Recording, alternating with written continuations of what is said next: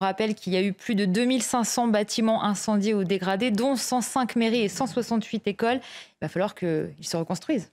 Tout à fait. Et encore une fois, là, effectivement, le gouvernement, on peut lui donner deux crédits. Le premier crédit, c'est d'avoir contraint les émeutes très rapidement. Les émeutes n'ont duré que 4, 5, 6 jours. Donc finalement, c'est plutôt une bonne réponse, donc ce qui a permis de circonscrire les dégâts. Sinon, on aurait eu non pas 1 milliard, mais peut-être beaucoup plus de milliards d'euros de dégâts.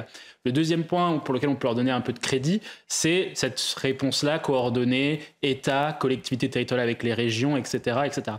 Moi, je pense quand même qu'il faut revenir, même si c'est que d'un point de vue symbolique, mais il faut revenir sur un point. Moi, je suis plutôt pour un principe de payeur-casseur. C'est-à-dire que dès lors qu'on casse, il faut aussi que ceux qui ont cassé puissent être ceux qui vont payer. Parce que de toute façon, sinon, qui d'autre va payer dans votre reportage, on voit bien trois on va dire, populations qui devraient payer. La France du travail, déjà, les commerçants. Ça serait inadmissible de leur laisser payer les cassures qu'ils ont subies par les casseurs. C'est inadmissible parce qu'on a besoin d'eux pour la relance économique. Ensuite, le deuxième point, c'est l'État. C'est toujours l'État qui paye à la fin. Et alors que pourtant, l'État a mis 40 milliards d'euros sur la table sur la politique de la ville, c'est insupportable qu'on puisse encore mettre de l'argent sur la table.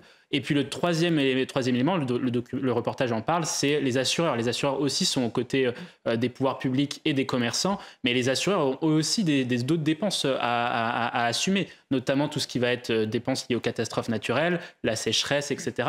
Donc on peut pas mettre tout le monde, enfin on peut pas toujours c'est pas toujours les mêmes qui doivent payer, c'est aussi le principe de payeur-casseur. On va donner la parole à Odette Daudet. Depuis 10 ans, donc depuis les gouvernements de François Hollande puis celui d'Emmanuel Macron n'ont pas été la bonne. Moi, je pense que le gouvernement a fait ce qu'il a pu. Lorsqu'il y a eu la crise énergétique liée à la guerre en Ukraine, où on a eu une augmentation du coût de l'énergie, du gaz, qui a donc eu un impact sur le coût de l'électricité, il a fait ce qu'il a pu en réouvrant un certain nombre de centrales nucléaires, donc c'est ce qu'on appelle le grand plan de carénage des centrales nucléaires pour prolonger en fait la durée de vie des centrales.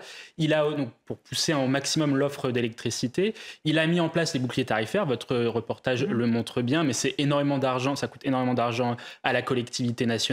Et puis il a cherché à diversifier les approvisionnements avec d'autres pays. Mais là-dessus, il reste une question, c'est quelle politique structurelle de l'énergie pour le gouvernement. Aujourd'hui, les mesures à court terme vont plutôt dans le bon sens, mais là, on touche du doigt les limites de ce modèle-là. C'est pour ça qu'on a des augmentations en février dernier et cet été. Et de fait, moi, je pense que le gouvernement aujourd'hui est prisonnier de la politique énergétique qui a été mise en place depuis François Hollande, qui ne va absolument pas dans le bon sens et qui a saccagé, on va dire, les forces productives du pays en matière d'électricité. Et puis ensuite se posera un dernier point pour le gouvernement, c'est la question de la suspension ou de la réforme la réforme du marché européen de l'électricité, qui justement fait en sorte que dès lors que le gaz augmente, les prix de l'électricité augmentent pour les ménages. Cette hausse de l'électricité. Moi, je pense que c'est une excuse, effectivement, par rapport à ce que vous dites. La réalité, c'est qu'en fait, le gouvernement dit l'inflation provient de la guerre en Ukraine. C'est pas tout à fait vrai. Enfin, c'est pas seulement ça. Il y a plusieurs causes qui expliquent l'inflation. Et en économie, on dit qu'il y a souvent 3 causes pour expliquer l'inflation. Une inflation par les coûts, c'est le cas de la guerre en Ukraine, ça c'est totalement véridique. Une inflation par la monnaie, donc ça c'est lié aussi à la politique monétaire expansionniste qui a été menée par la BCE depuis, donc c'est ce qu'on appelle le quantitative easing depuis 2015, et qui a du coup imprimé beaucoup de monnaie pour relancer l'activité après 2011, et on en paye aussi une partie des frais aujourd'hui. Et troisième point, c'est qu'on a une inflation par la demande, donc c'est-à-dire dès lors qu'il y a plus d'argent public qui est mis sur la table, du coup, vous avez aussi une inflation par la demande. Et là-dessus, la politique européenne, le plan de relance Next Generation UE, constitue aussi un nouveau levier d'inflation. Donc là-dessus, c'est pour ça qu'aujourd'hui, on a une inflation qui est causée par les trois causes, et c'est pour ça qu'elle est aussi explosive.